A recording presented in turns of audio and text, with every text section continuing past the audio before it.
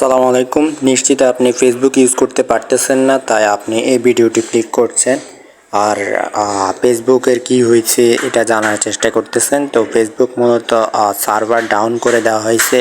Facebook, Instagram এবং হোয়াটসঅ্যাপের সেমই অবস্থা। তো কিছুদিন হয়তো পরে এটা আবার ঠিক হয়ে যাবে। তো আবার এমন হতে পারে এটা ফেসবুক পুরোপুরি ব্যান করে দিতে পারে বাংলাদেশ থেকে।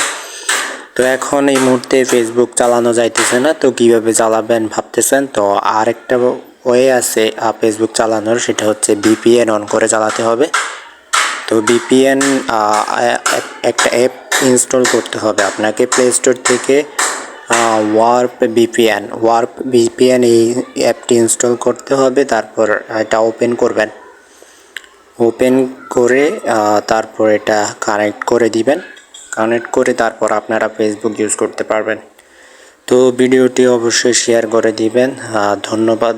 আল্লাহ হাফেজ।